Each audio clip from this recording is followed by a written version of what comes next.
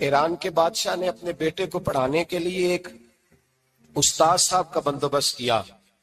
استاد صاحب کو کہا کہ میرے بچے کو دین پڑھائیے، میں چاہتا ہوں کل اس نے انعام حکومت کو سنبھالنا ہے تو یہ دین سے آگاہ ہو جائے، اس کو کچھ سکھائیے، پڑھائیے۔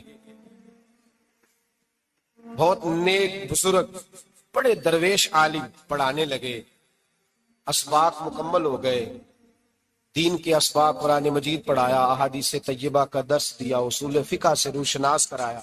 جب بچے نے مکمل تعلیم حاصل کر لی اور آمین ہو گئی، دستار ہو گئی، فارغ ہو گئے، تو پھر ایک دن استاد صاحب نے کہا بیٹے کل تم نے ضرور آنا ہے، کچھ بات کرنی ہے۔ شہزادہ گیا ملنے استاد صاحب سے، استاد صاحب نے کنڈی لگا لی، ہاتھ میں درہ پکڑ لیا، مار مار کے پورے وجود کو زخمی کر دیا، کوئی غلطی نہیں، کوئی بات نہیں، مارا۔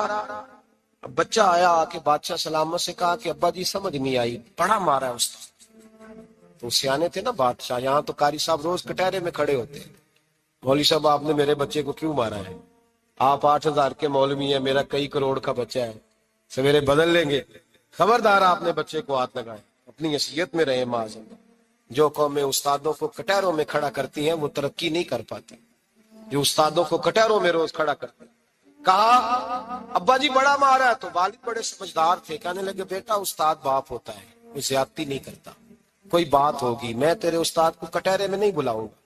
اماں سے بات کی، اماں کہنے لگی بیٹا میں تیرے باپ سے کیسے بات کروں، ڈارا۔ وقت گزر گیا، 22 سال بیت گئے، 22 سال گزر گئے، بادشاہ کا انتقال ہوا، شہزادہ تخت پہ بیٹھا، پہلا حکم یہ دیا کہ میرے استاد کو بلاؤ، پہلا حکم۔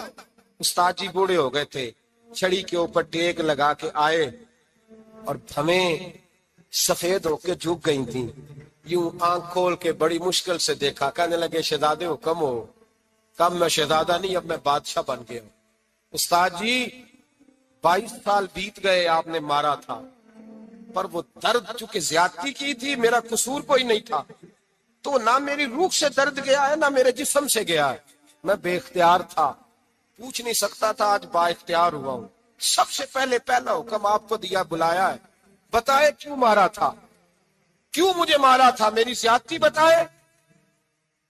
تو استاد، بوڑھے استاد کی آنکھیں آنسوؤں سے بھر گئیں، کہنے لگے بیٹے بس آج کے دن کے لیے مارا تھا، یہ جو دن آ گیا نا میری زندگی میں اس لیے مارا تھا، یہ میں چاہتا تھا میری زندگی میں وقت ہے، آج کے بس میری مراد پوری ہو گئی۔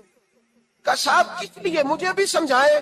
آپ فرمانے لگے کتنی دیر ہو گئی تجھے مار کھائے ہوئے، کتنا زمانہ بیت گیا؟ کہنے لگا 22 سال۔ فرمایا زخم بھولے تو نہیں، درد ختم تو نہیں ہوئی، تمہیں بات 1 منٹ کے لیے بھی تمہارے حافظے سے محو تو نہیں ہوئی؟ کہا استاد جی روز رات کو یاد آتی، روز خیال آتا تھا۔ استاد کہنے لگے بھائی تو بے اختیار تھا، پوچھ نہیں سکا، 22 سال تجھے یاد رہا، مجھے پتا تھا تو ایک دن حکمران بنے گا، میں نے تجھے اس لیے مارا تھا کہ بیٹے یاد رکھنا، کسی پہ ظلم نہ کرنا، اگر تجھے 22 سال تک یاد رہا ہے تو جس پر تو ظلم کرے گا اسے بھی قیامت تک یاد رہے گا، اور یہ یاد رکھنا تو آج با اختیار ہوا تو تو نے مجھے بلا لیا ہے، قیامت کے دن غریب با اختیار ہو جائیں گے، مظلوم با اختیار ہو جائیں گے، وہ با اختیار ہوں گے باللہ الواحد القہار، رب کریم کی بارگاہ کے اندر ان کا اختیار ہوگا، اکیلے اللہ کی حکمرانی ہوگی، پھر وہ بلائیں گے بڑے بڑے کج کلا، دنیا میں جن کی پگڑیاں اونچی تھی وہ سر جھکائے کھڑے ہوں گے، دنیا میں جو ڈکٹیٹر بنتے تھے ان کی پشتیں لال ہوں گی، ان کو غدار لکھا جائے گا، قیامت تک نہیں بھولے گا۔ ظلم کرنا تو سوچ سمجھ کے کرنا، اتنا کرنا جتنا تم سہ سکتے ہو، اتنی زیادتی کرنا جتنی قیامت میں تم برداشت کر سکتے ہو۔